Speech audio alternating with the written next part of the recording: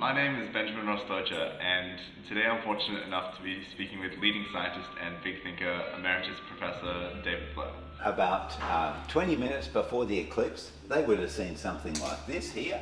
The sun starting to be blocked by the moon, and then as time went on, it would come towards totality. And this is totality.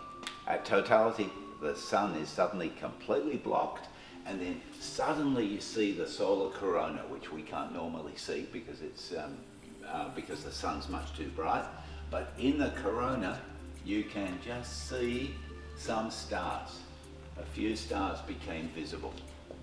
In fact, they were able to see about 140 stars.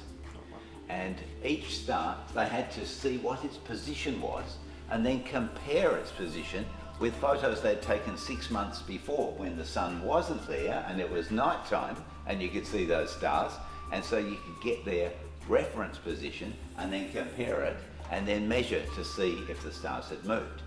The stars had to be in very sharp focus because the movement that was predicted by Einstein was about the size of the star image, the tiniest little movement. And the triumph of Wallal was that they measured 1.74, the prediction was 1.75, and they sent a telegram to the Astronomer Royal to say, no more eclipse expeditions are needed. Astronomers considered where they should go to observe this eclipse, because eclipses follow a path, and somewhere on that path you should be able to see the eclipse. Alexander Ross, who was the foundation professor of physics at University of Western Australia, realised that Wallal was a perfect place for it.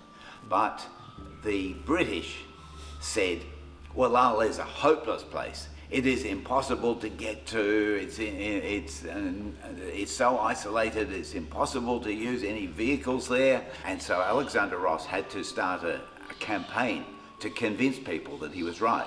He never convinced the British, and the British decided to go to Christmas Island instead. But Ross knew that Christmas Island was a very cloudy place, and probably it would be very difficult. Wallal had really good weather in September, and everything looked good, but it was a challenge. But he wrote a paper rebutting what the British said and sent it around to observatories all around the world and campaigned for people to come.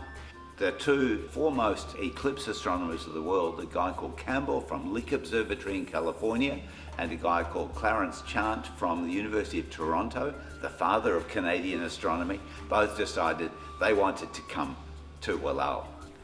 And so that was when the Wallal Expedition began to be planned. Einstein became famous overnight, and many people thought Einstein's theory had been proved, but not the scientists, not the astronomers. They could see that this data was not very good at all. It certainly wouldn't pass scientific standards today.